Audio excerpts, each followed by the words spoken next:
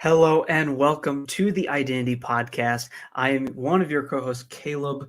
It is always a pleasure and just an honor to be here for the Identity Podcast. Once again, presented to you by Find Your ID NYC. Don't forget that you can actually check us out on all streaming platforms.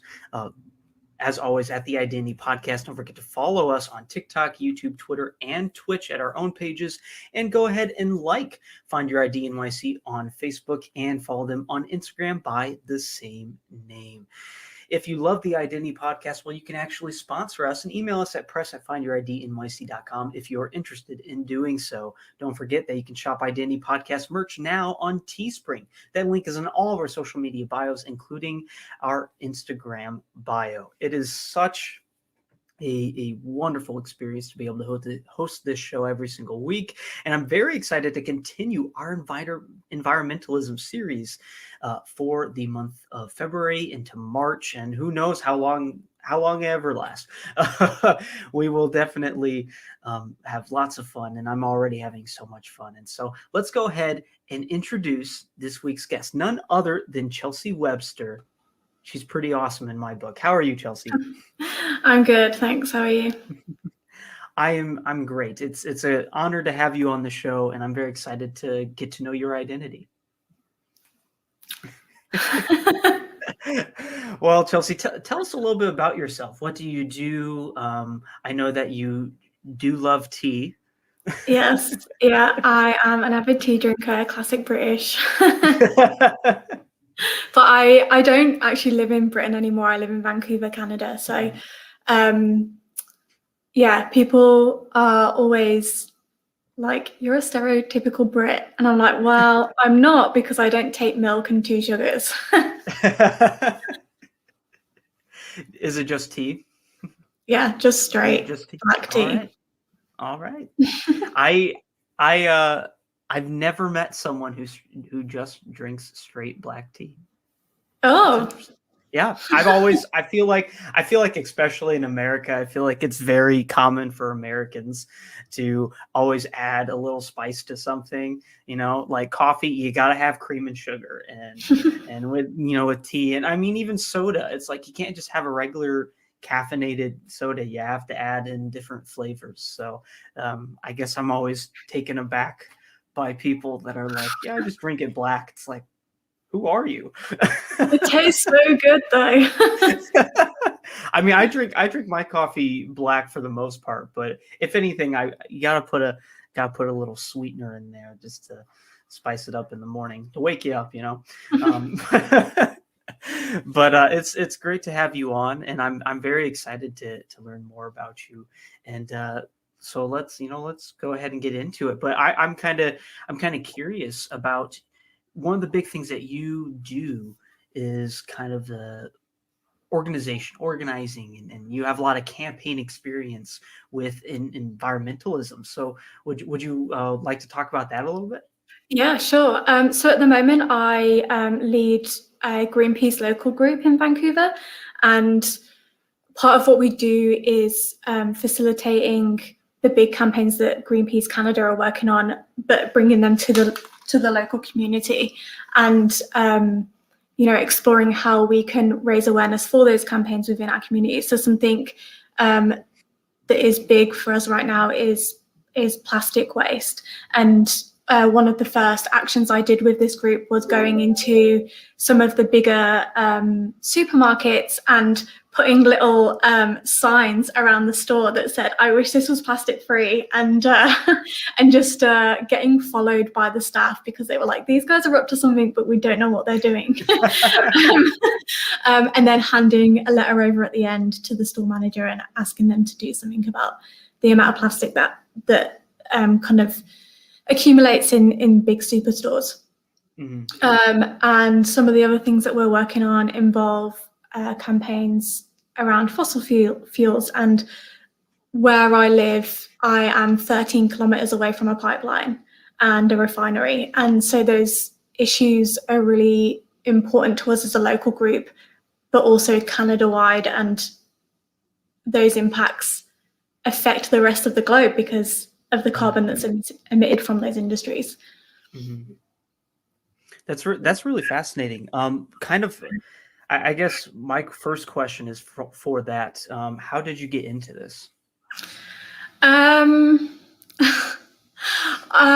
it was more just that I got to the point where I was like, okay, what I'm doing for myself, my individual action of eating plant-based and trying to be low waste didn't feel enough anymore. And I recognized that in order for more action to happen, I felt like I needed to join a group. And so I just literally went on the internet and searched Vancouver climate campaign group, and Greenpeace Vancouver was the first one that came up. So I ended up sticking with them because they were really, I joined the group and they were really welcoming, and I enjoyed the actions they were doing and didn't feel the need to look anywhere else. But yeah, if anyone's interested in joining an environmental group, just look at the big organizations like Greenpeace, 350, Sunrise Movement, XR, and just see if they have a local chapter. And if not, you can always create one.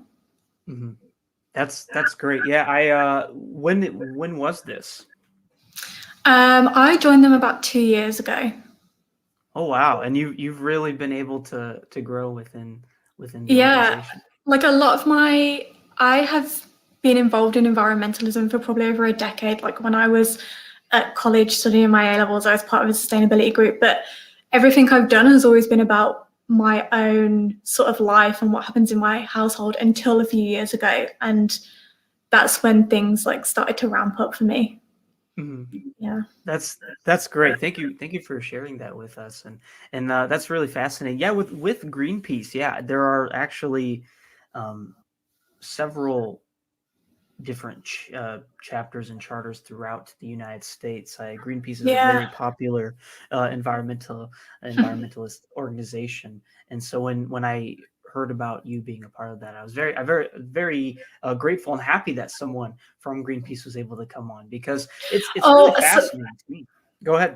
so there's a difference between Greenpeace as an organization and the local group. So Greenpeace Mm-hmm. employs its own campaigners, whereas the local groups are volunteer run. So that's Mm-hmm. something that I do on the side. So it is slightly different to being a part of Greenpeace, because we facilitate the Greenpeace campaigns, but we can also create our own depending on what we want to do. But it's all volunteer based.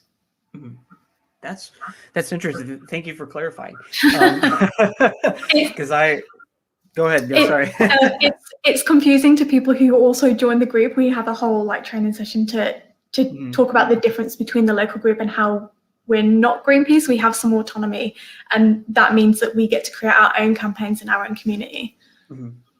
Yeah, it's kind of like, okay, on Monday we're going to tell you the differences between the two entities, but I think that's a really good thing, though, to be able to not, well, obviously have that training and tell people, hey, the differences here, but also, as you mentioned, that autonomy, being able to also, you know, organize and create your own campaigns and the things that your local group want to focus on, because at the same time, in different countries and different cities, we're all trying to make the earth a better place and save the earth, but in different places there are different things that are more important to tackle there. And so Vancouver is going to be different compared to New York, and New York Exactly. might be different than Tokyo or anything like that. And so I think it's great. I did not know about that autonomy, and I think that's absolutely fascinating to know that there's that autonomy. I do know about some other organizations, and then there's some local stuff that where I'm from, where I've been able to kind of assist with and everything. I've been active in the environmental world for the past 4 years now or so, and so I'm just trying to continue to do more as myself as well.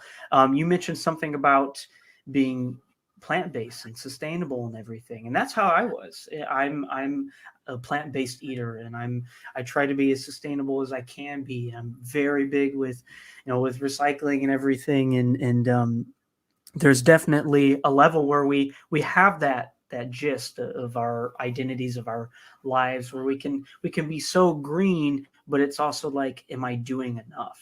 Mm. And that's something about, I'd say 2 years ago when I really started thinking about it, and then at the beginning of 2020, when around the time when COVID-19 hit, I was kind of placed with this thought of, am I doing enough in general with everything going on, especially with environmentalism? And so I had to kind of like take a step back and start to really analyze my own identity and kind of realize where I was taking myself and what I was doing to help. Because yeah, we can sit here and we can eat plant-based, which is great, and it is good for the environment. I love it.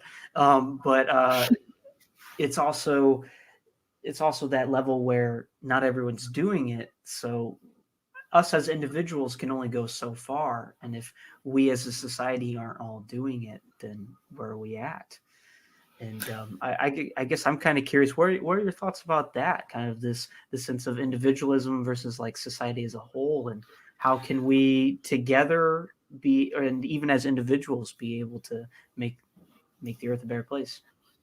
So I think there's like a really important conversation that happens between the idea of individual versus collective action. And so obviously it's really important to try and cut back on meat and dairy if you can, and reduce your consumption if you can. But there's also things that have to happen as a collective society. Like, we need governments and businesses to drive those changes that happen on a bigger scale. When you look at who actually creates all the carbon that's emitted, it's usually can be traced back to fossil fuels. And so, that's sort of something that we need to change. And eating plant-based and being low waste isn't going to fix that. We need that system change to happen. And I think that's where when that conversation happens, it brings those really important ideas forward of how do we change society, and how do we make the bigger impacts that happen in society come forward and change. So, sorry, I've lost my train of thought. No, you're totally fine. That happens to me way too often. But to kind of tack onto what you're saying, something that I'm getting from this, and I think we could maybe talk about a little bit too, and maybe this will help you think about what you were saying, is we kind of have, we have bigger industries, and we have the, little person over here. And so it's kind of this sense of how can, we want, one of the biggest things that we know of is a lot of the burning of fossil fuels and everything is occurring and happening because of the industries, because of these big tech industries out there, especially in North America. And so I'm kind of curious about, let's dive into that, I guess, a little bit of this sense of industry talk. Obviously, it's going to take a lot for society to convince the industries to not do what they're doing anymore, and to switch over and everything. And so do you think that will ever necessarily be plausible, or what are kind of your thoughts on that? I think when you look at what fossil fuel companies are doing right now, some of the bigger ones like BP and Shell, Chevron, Exxon are starting to very slightly move away from their reliance on, or not their reliance, but they're starting to reduce the amount of oil, gas, and coal that they're sort of investing in, and starting to invest in renewable tech. But what they're doing is not enough, because the movement is so marginal that it's not quite there yet. And then what we see is those companies plugging it in a way that it makes it seem like it's bigger than it is. So that's actually greenwashing. But those changes are happening because of movements like XR and the lobbying of Greenpeace, because of the pressure that they're feeling to create those changes, because we recognize that fossil fuels can't carry on in the way that they currently are. We need to decarbonize. And so part of that is individual change. When people start changing their consumer habits, when people start buying things they don't need and only consuming what they really, really need, then we see that those industries have to shift and have to change the way they operate in order to get what they really want, which is money. So I think that those changes are happening because of the individuals when they come together as a collective. Mm-hmm. That was really insightful and really I think kind of what I was thinking about as well in my own personal response to that question. I think it's as anyone who is kind of in this sense of environmentalism and definitely in that mind and state and is an active environmentalist, I think we all know what needs to happen. It's just making it happen. But at the same time, we as individuals can protest. We can do our civic duty, our civic rights, and we can do exactly what you're doing. Go to the local market and put up signs and plastic free and everything. And we can do that. We can go and pick up waste on the coast at oceans, and we can protest outside of pipelines and everything. We can do that, but it doesn't mean that these higher tech companies are necessarily going to do that. And one of the reasons why I wanted to touch on that just real lightly is because, as you mentioned, there is this change where some of these companies are starting to use somewhat renewable energy and sources, but it's still not enough, or it's not the right vein. And it makes me kind of wonder as to when will people realize will it be too late? And that's kind of the thing that we talked about in our last episode for the Identity podcast with Tom Duncanson, an environmental advocate based out of Illinois in the United States. He kind of talked about this sense of, is it too late to be able to reverse things? Is it too late to be able to take a stand now? Because we have some people that are saying, oh, it's too late because we should have all taken a stand years ago, like a select few did across the globe. And now we're at a point where it's like, well, we may not be able to turn back time. And so what are your thoughts on that? I think you have to think about, in the 20, 30 years ago, we didn't really have the internet. So I think the way information was disseminated isn't the same as it is now. So the collective awareness that is happening because of the way we can communicate faster, almost instantly. So I think the people who were taking action 30 years ago were people who were highly educated, probably involved in scientific fields, who had a higher awareness of what was going on environmentally. And fossil fuel industry knew back in the 1950s that the impacts of carbon on the atmosphere and the impacts that would have on people, and covered it up. And so we should have done something back then, but it was covered up and people didn't know, and there was no way to communicate the information because it was covered up. Whereas now we do know, we have the technology to learn and understand about this, and people are coming together. I don't know if it's too late for us to turn back the clock on climate, but we can certainly mitigate it, and we can certainly reduce the impacts that climate has on people. I really believe that. Mm-hmm. I believe that too. I completely agree with you there. And unfortunately, I don't think we'll really know if it's too late until it's too late. We're in that moment. And that sounds so cliche, but at the same time, it makes sense right now. And I do agree that as long as we continue to advocate and continue to go out there and speak what needs to happen, we actually do have the ability and potential to reduce what could be in the near future, if not what we're currently going through. I mean, with the current weather right now, I'm not sure how it is in Vancouver, but how it is in different parts of the United States, it has been In November and December and January, it was significantly warmer than it had been in years. In fact, some of the record warmest temperatures in what's supposed to be the winter months were happening.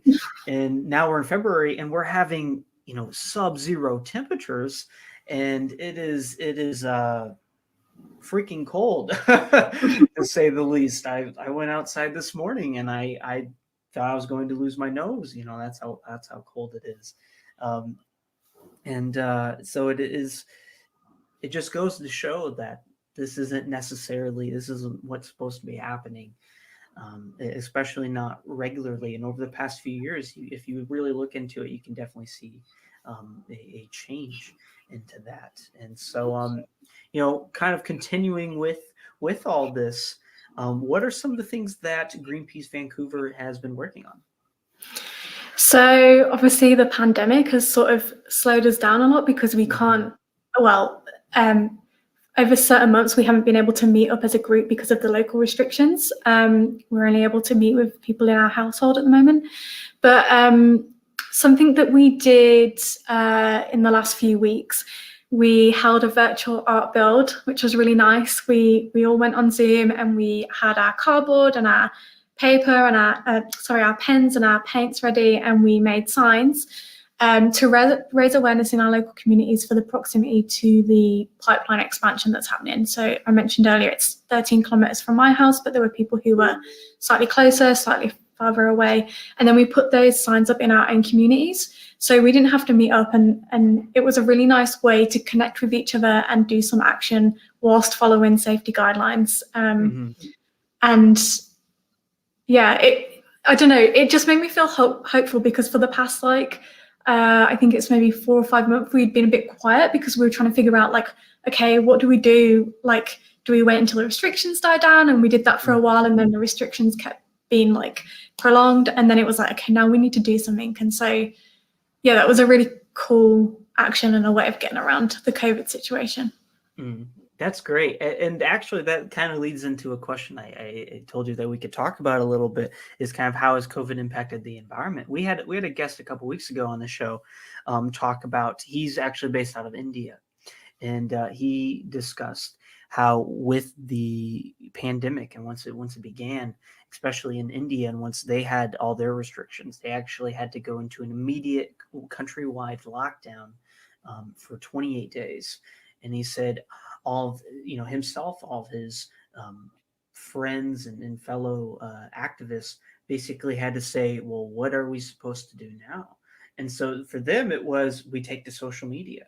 So they used Facebook and Twitter and so on and so forth, used all these platforms to get their daily content out. And a lot of times they would, maybe they'd stand outside their home and they'd go by a tree or whatever they could and put that environmental spin, and then be able to say, hey, we need to do this, and you can do your part, even if it's so simple, just by doing things that are just around your block, around wherever you are living at, your residence. And it's kind of that small stuff. And he said that kind of transformed his little town, his little city in India during that time. It was able to, he was able to make a difference a little bit just by posting on social media. Obviously not the difference he wanted to have, nor any of us expected to have, because this is something that none of us want to be going through. But as far as, especially in Vancouver, how has COVID impacted the environment? And how is it with not only with having to go and do kind of what you all did, an online event of sorts, and having to resort to things that you never thought would ever have to be even mentioned? So I think the environment here is the same as normal. Maybe the pollution from transit from vehicles has reduced a little bit because people aren't coming into the city. But I think the biggest impact is the fact that construction on the pipeline has had to stop briefly, and then it kind of started again. And then there was an outbreak of COVID at the camp. So so the Bonnie Henry, who is kind of like leading our COVID strategy, had to like have that closed down. And I think that's one of the main things that's happening is it's slowed that construction right down and is enabling communities to rally and gather. And the Indigenous community are still protesting that pipeline. The Burnaby community, who are directly surrounding the pipeline expansion, are doing actions nearly every day. Someone went and lived in a tree for a few months in the summer. And so I think having that pause on that construction has enabled more awareness to be gathered in our community. But yeah, in terms of the environment itself, I don't know. No, that's totally okay. I was just curious, especially about the Vancouver area. Yeah. I don't know as much about that area, so it's great to have. And we've never actually had anyone on the show from Vancouver or living in Vancouver at the moment. So I'm very glad that we were able to have you on and be able to talk about that. But I guess I'm kind of curious. You mentioned, with transit and everything. Do you know exactly what the rates of like gas emissions have been in the past few years or anything? That's okay. No. Do you know if it's fairly high or not? I'm not sure how Vancouver runs. Is it an all night long city constantly on? I mean, I lived in London, so to me, Vancouver's like a quaint little quiet city. Yeah. But I mean, there is still traffic. There's not often like standstill traffic jams, but there is traffic. And one of the things the city is contemplating doing is bringing in sort of like I don't know if you know, in London there's a congestion charge for the centre of the city. So any cars coming in have to pay a charge, and that's sort of like a deterrent to reduce emissions from vehicles. So Vancouver is actually thinking about doing something similar, which would, essentially be the same thing. It'd be a cost on entering the city to try and reduce pollution. So I guess there's enough of it that the city is trying to do something about it. But I know that Vancouver is very conscious about environmentalism when it comes to the city's actions. Like they have an initiative called the Greenest City, where they're trying to retrofit buildings and they're trying to bring in this congestion charge and little things like that, really. That's really interesting. I did not know that. I think that's great, though. And it also we talked about this on the last episode, too, of the podcast, how there's definitely a different global response to everything with the environment compared to the United States. You see the United States, we're usually a few steps behind. I'm sure you've noticed. And so it's really interesting to kind of hear from other people especially outside the United States, and to hear how their environments, their cities, their countries are handling things. As you mentioned, for London and with England, was it just the other day? I believe the Prime Minister just announced about the coal mine. What were your thoughts about that? I mean, the UK is part of the Paris Agreement. They have the Climate Change Act, which means that they have to limit net emissions by 2050 to like net zero.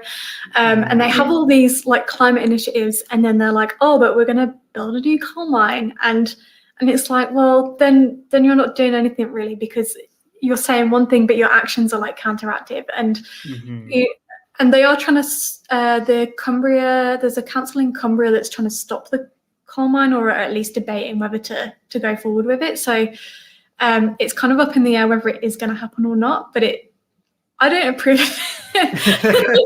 It's a bad idea. Yeah, a wind farm or something. Yeah, that's definitely what I've heard from a lot of people, especially in the United States as well. It's like, where did this come from? And why do you think that should be a thing, especially with being a part of the climate agreement and everything? So I just wanted to kind of hear your thoughts about that, because that was, I think, just this past week, kind of breaking news.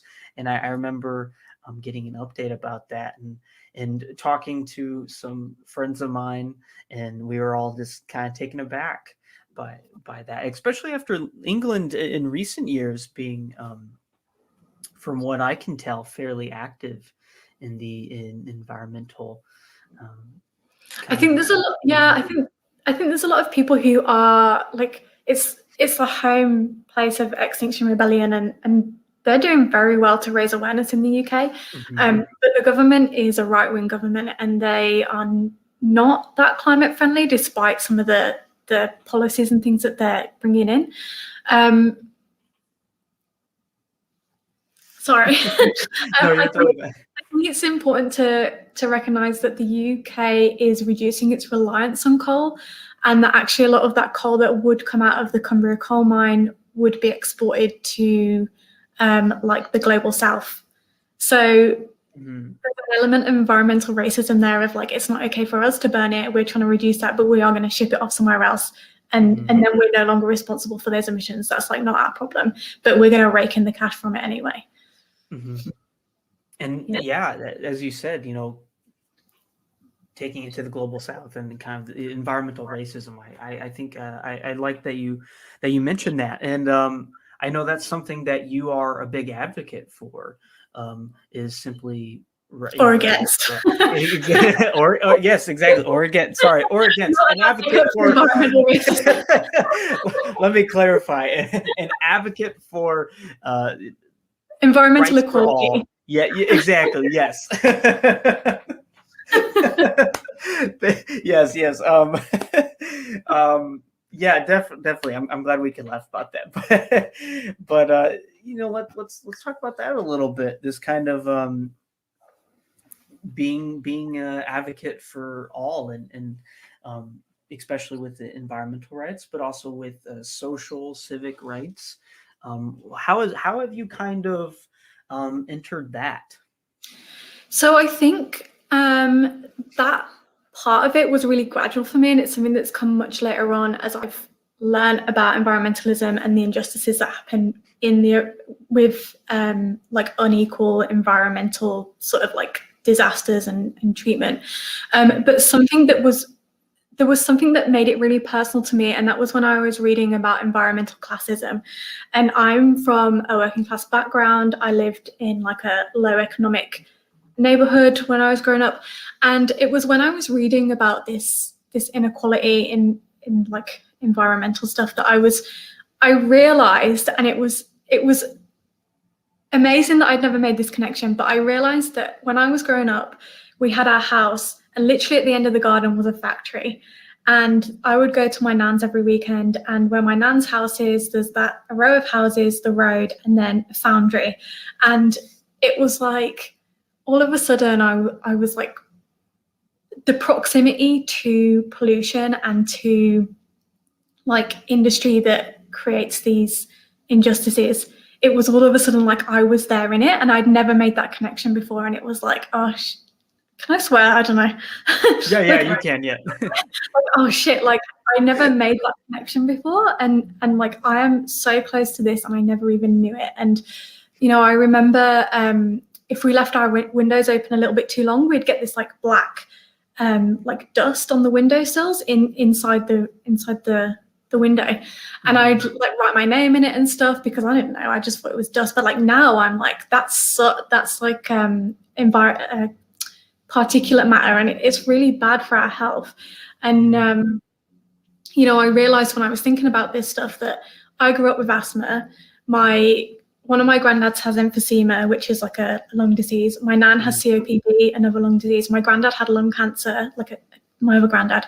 And it's like how much of our environment impacts those illnesses, and to what extent, and like to what extent are those factories and foundries that are still there impacting the local community that is still there. And I'm lucky enough and privileged enough that I was able to like move out of that community and have gained a lot of privilege since I lived in that community.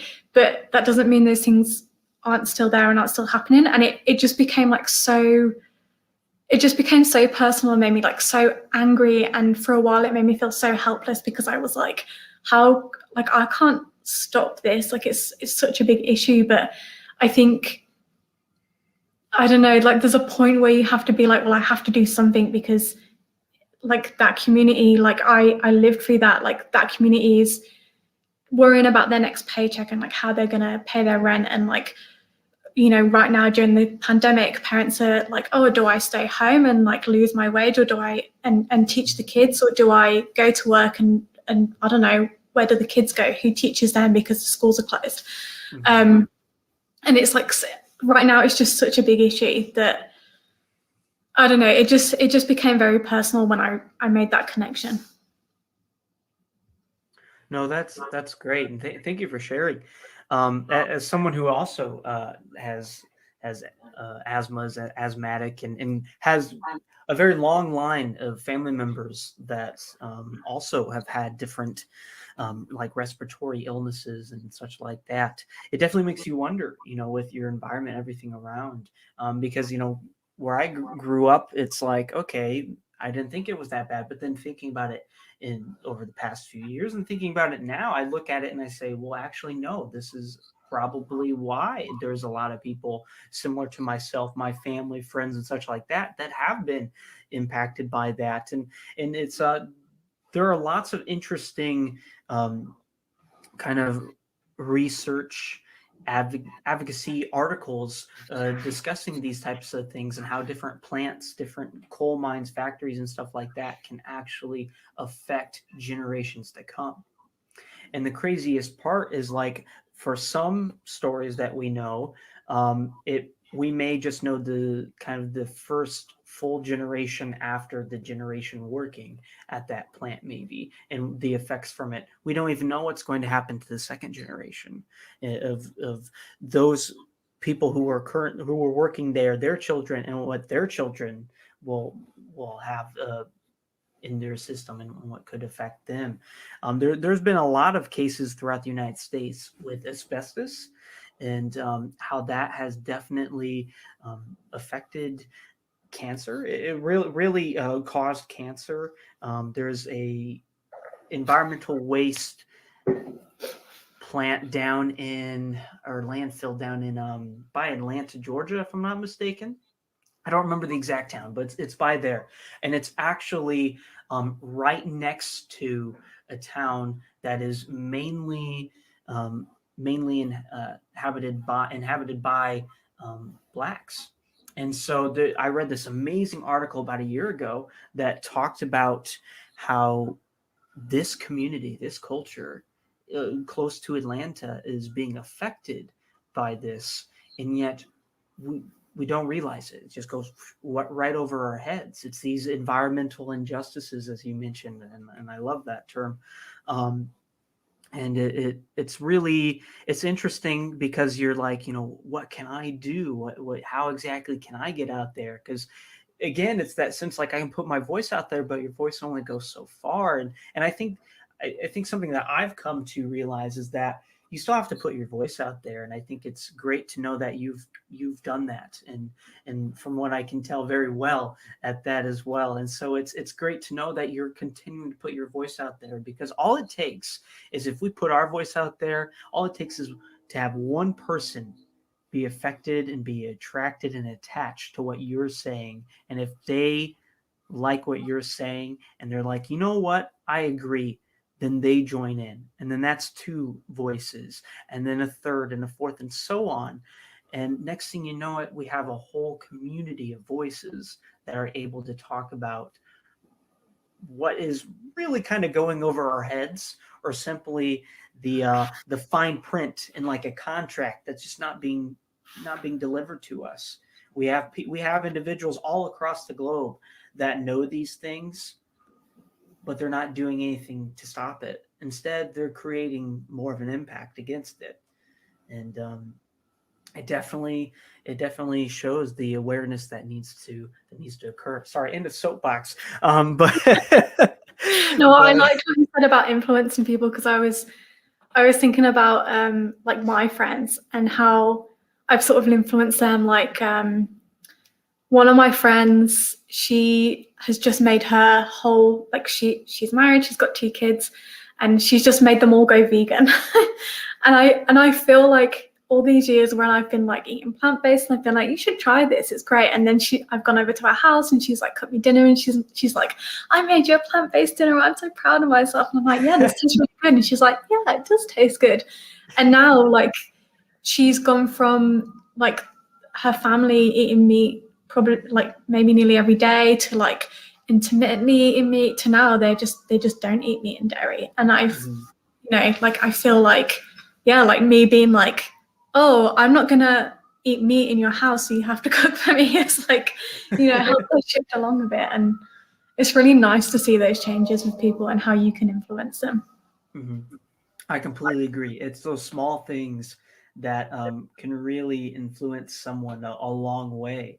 And I feel the same way. Once I went to a plant-based diet, and my family personally, we're always very, especially being in the United States, heavy meat eaters is kind of a stereotype that is usually correct.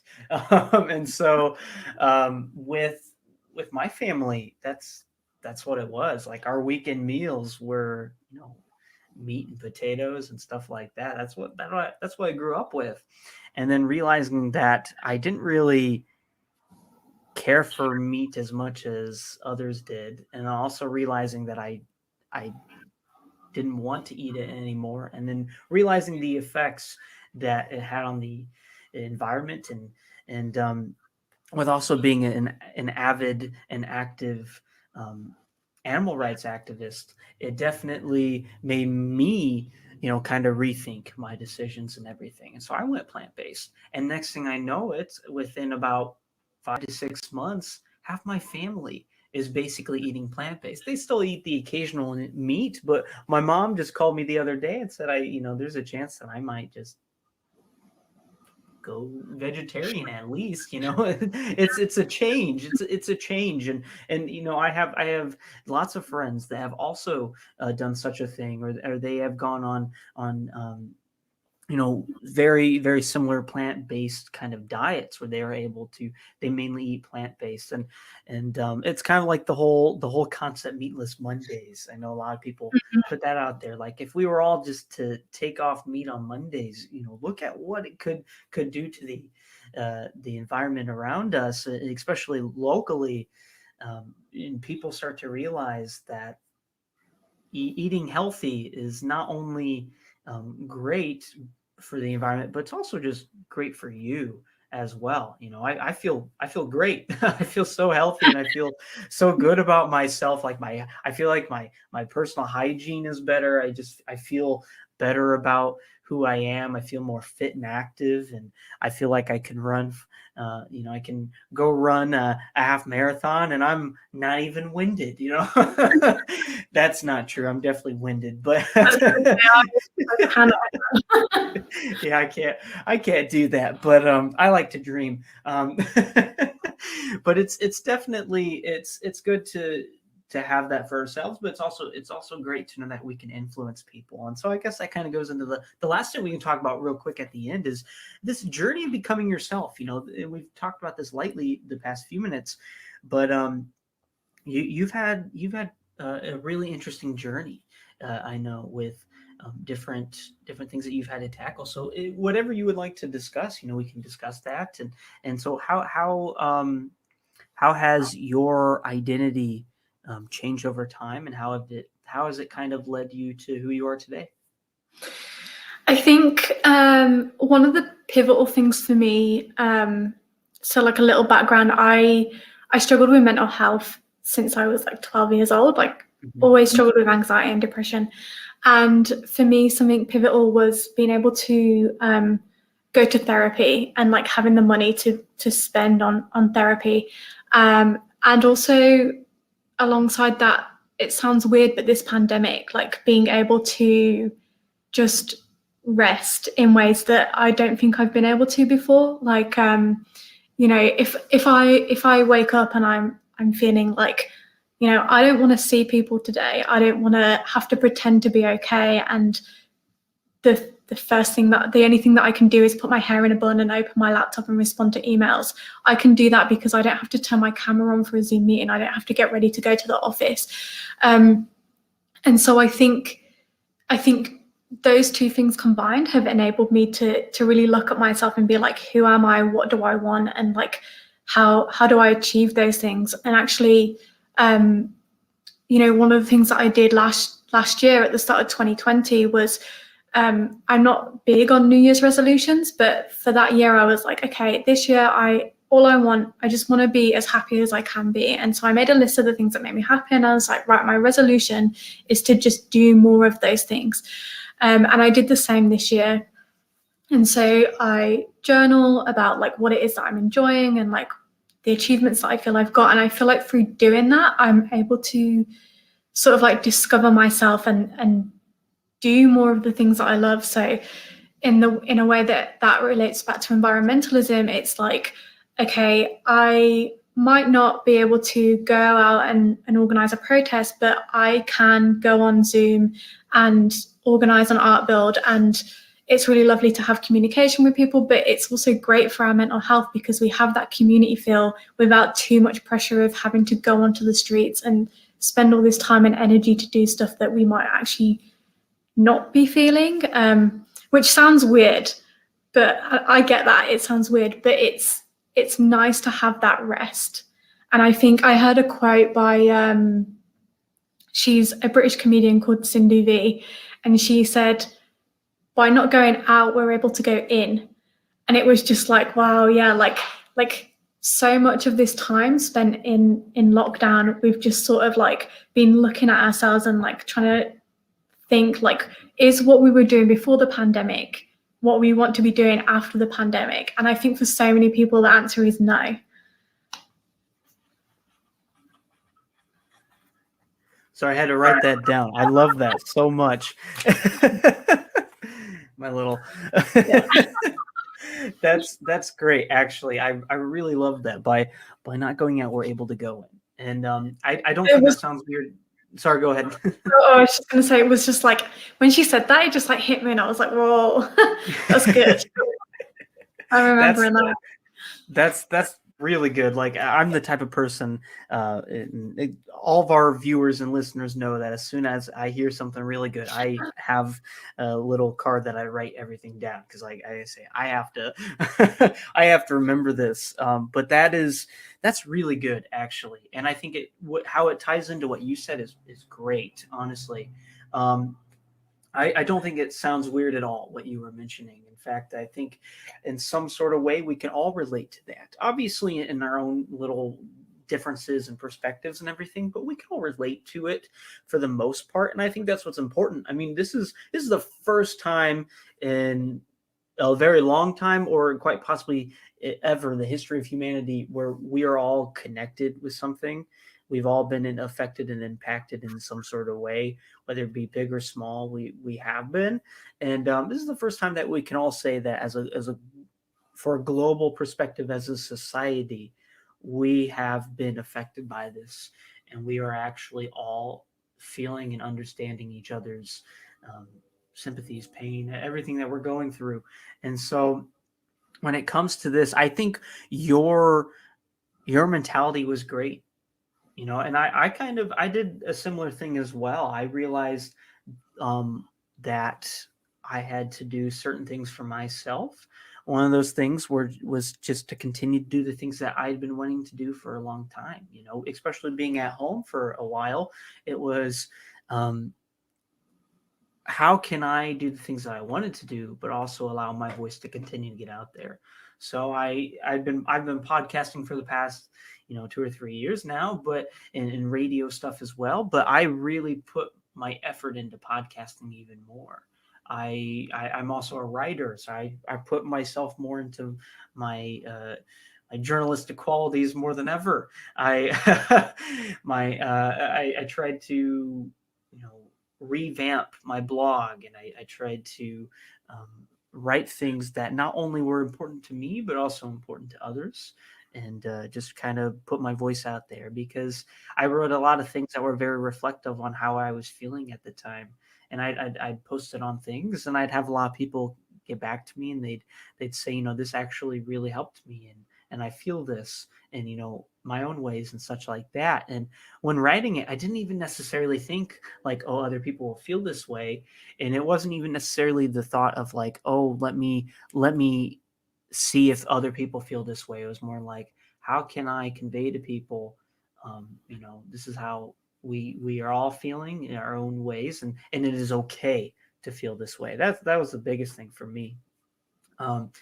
But I think it's absolutely great what you're doing. And the journal, I actually have a little journal myself that I don't necessarily write about my days, but I like to call myself an amateur poet. And so what I do is a lot of times I take my day and write a poem about it, which is something that I decided to kind of start to do in 2021 as well. Kind of like a New Year's resolution was, take my day and write a poem about it. Obviously, not every day do I do that, but I do it. Sometimes I put like a few days together. I clump a few days together and say, all right, Monday through Wednesday was awful.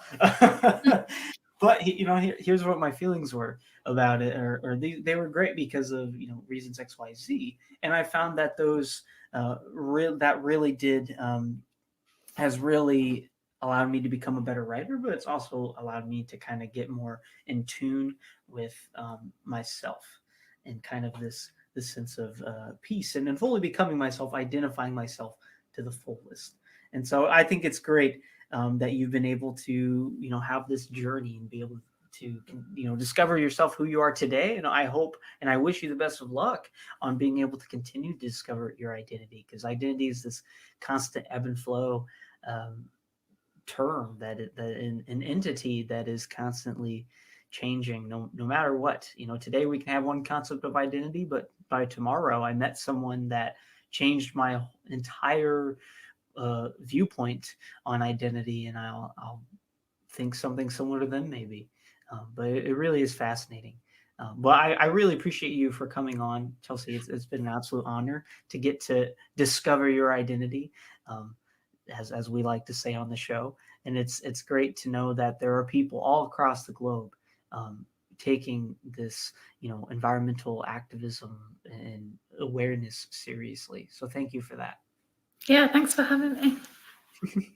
It's it's been a joy, and I sorry you've had to hear several of my long rants.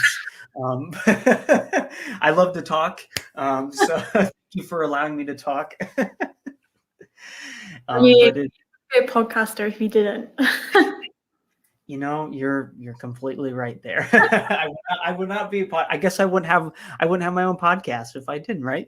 So it's thank you again for coming on, and it really is. It's been great to know you, and we really appreciate having you on. Yeah, no worries. Thank you.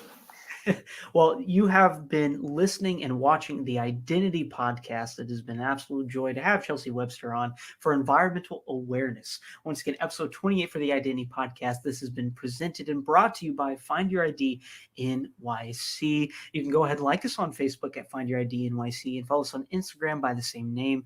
Don't forget to check out the Identity Podcast on all kinds of different platforms, such as streaming platforms. You can check us out on Spotify, Apple, everyone out there. Also follow us on TikTok, YouTube, Twitter, and Twitch. We're all on there. Don't forget to stay tuned for our Patreon and Bandcamp pages. And if you love the Identity Podcast and want to sponsor us, well, you can. You can actually email us at press@findyouridnyc.com. Don't forget to listen to the Identity Podcast every Tuesday on Brick Media, and shop the Identity Podcast merch on Teespring. The link is on all of our bios, including our Instagram bio. Next week is going to be some exciting stuff as we round out the end of February and continue with environmentalism and feature the Garbage Gang of California on the show. Very excited to have them on the show. Can't wait to hear everything that they've been doing, especially with their initiatives of picking up trash, especially on the coast. Really fascinating stuff. So I'm excited to have them on. And as always, don't forget to check out our partner, Reverend Ivy Rivera, Psychic. Really amazing stuff what she's doing out there. Don't forget to check out all of her social media pages at Ask Ivy, and to check out her new church that she created, Roots Revival Interfaith. Every Sunday at 7 p.m. Eastern, they live stream on YouTube, TikTok, and any other streaming platform, and any other social media platform out there as well. You've been listening to the Identity Podcast. It's an absolute joy, as always, to be able to do this show. I'm Caleb, one of your co-hosts, and we appreciate you all. Don't forget to tune in every single week, every Wednesday at 7:15 p.m. Eastern Time. Thanks.